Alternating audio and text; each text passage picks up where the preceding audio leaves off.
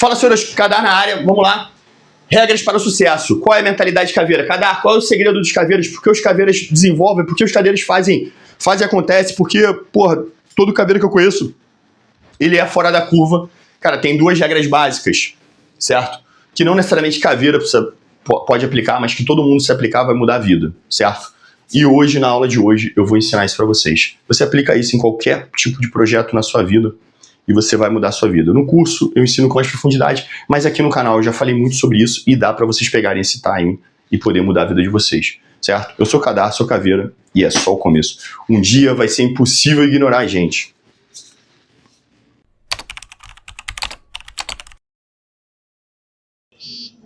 Fala, senhores, tranquilo, Kadar na área. Vamos falar do nosso vídeo de hoje, regras para o sucesso. Cara, é interessante a gente pensar que é o seguinte, essas são as regras que eu uso para me orientar, certo? Eu vou te dar aqui alguns exemplos de coisas que eu já passei, eu vou te falar de algumas coisas científicas, né, para os bibliográficos aí que ficam pedindo fonte de tudo, e aí você vai aplicar na tua vida, cara, como você achar da melhor forma, certo? Vamos lá, regras para o sucesso. Cara, dá exemplo. Como essas regras me orientam? Eu tenho duas regras que me orientam. Cerque-se de pessoas melhores que você e haja como OPESP, seja incontestável em tudo que faz. Essas duas regras, cara, elas me orientam em tudo que eu faço na vida. Tudo. Qualquer coisa que eu for empreitar para fazer, eu tento seguir essas duas regras. Porque, cara, não tem mistério. Se você emplacar elas duas, você consegue alcançar o que você quer, independente das suas habilidades. Você vai falar, cara, pô, por que essas duas regras são tão importantes? E aí eu vou te falar aqui agora. Vamos lá. Cerque-se de pessoas melhores que você. Pessoas que são melhores que você te obrigam a melhorar. Certo? Você está num ambiente onde as pessoas agem de forma melhor que você. Para você se manter no ambiente, você se obriga a melhorar. Né? Onde eu ensino isso aqui com profundidade, se você não quiser fazer meu curso. RC 76. RC 76. Troque sua ambiência, certo? Quer crescer, troque sua ambiência.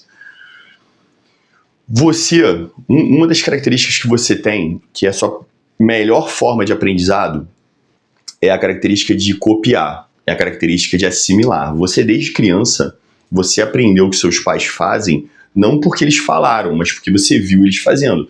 Tanto é coisas que eles fazem, que eles falam, que eles não fazem, você não pegou. Então você se assimila pelo seu ambiente. Você é uma esponja absorvendo conhecimento. Né? Tem o estudo sobre a membrana inteligente, que explica que a célula, né, não é o núcleo dela que define a direção ou define quais proteínas serão absorvidas. Ele é só o que processa, o que define é a membrana. E aí, o teu ambiente, ele é uma forma de aprendizado. Onde você estiver localizado, o teu corpo vai estar tentando, né? A gente falava por osmose, né? Você aprende por osmose. Você anda perto de pessoas inteligentes, espertas, produtivas, automaticamente você assimila. E, cara, se você quer ficar no ambiente, você naturalmente vai se esforçar para poder assimilar. Eu, quando cheguei no batalhão, eu conto essa história no podcast, quem já viu.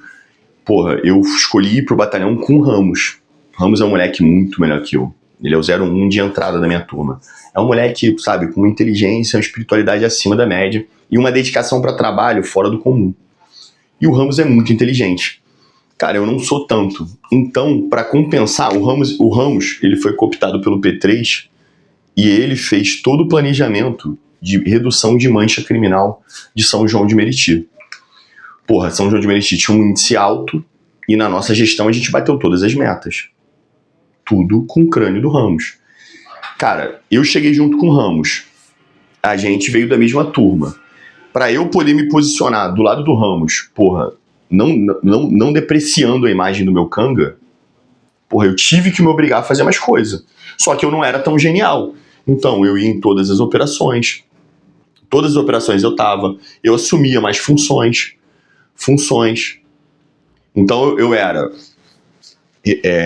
RUMB, Educação Física, subcomandante de 2 companhias e ajudava na P5. O Ramos só era P3. Mas era o meu jeito de poder contribuir, né, com o nosso nome, porque a gente chegou junto, as pessoas vão olhar a gente junto. Então eu me esforçava para poder chegar no mesmo nível que o Ramos. E isso foi fundamental, certo? A primeira fase minha de formação foi excelente. Segundo momento da minha carreira, cheguei no choque. Fui trabalhar com o Major Novo. Major Novo, Coronel Fábio, Coronel Vinícius. Os três eram caveiras. Mas, porra, Madureira não era caveira, Capitão Eliton não era caveira, Capitão Sanches não era caveira. Capitães na época, né? Hoje todos são major. Lima Ramos não era caveira. Porra, eram caras muito acima da média. Capitão Cardoso, né? Eu posso ter pulado no Capitão Gilberto, eu não vou lembrar, era muita gente, né, no time, né? Todos os caras eram excelentes, todos eles eram cursados em alguma coisa. Era uma especialização em CDC, era uma especialização em didática, instrução. Cara, todos eles buscavam conhecimento. E aí você chegava lá, dava constrangimento você não ter nenhum curso. Todo mundo... Aí tu ficava piruando para entrar em um curso, eu ainda não podia fazer do Coesp, não tinha aberto ainda. E aí, e os do choque não deixaram fazer na época, né? Só fui poder fazer quando abriu junto com o do Coesp. Aí eu já tinha como objetivo ir pro BOP. Mas eu fiz treinamento, fiz meu curso de tiro lá. Eu dava instrução, ó, cara, no choque. Eu era chefe da RUMB, que é a parte de reserva de armamento. Eu era comandante de CIA. Eu era instrutor dos cursos na parte de tiro. E eu ia em todas as operações. Eu ia tanto em operação, cara, que eu cheguei a ter, em alguns momentos, eu tinha mais ocorrência minha assinada do que algumas equipes, né, que estavam ali ainda se organizando. Por quê? Porque eu ia em tudo, volume. Né, já que eu não posso ganhar já que eu não sou talentoso, já que eu não tenho genética, já que eu sou fraco, eu vou pelo volume. Eu não tenho pena de mim. Se tem que fazer, eu faço. E essas duas regras, certo? Se você olhar, é praticamente a mesma coisa. Eu me cerco dessas pessoas porque elas me obrigam a ser incontestável. E aí eu não tenho pena de mim. E essa é a grande questão.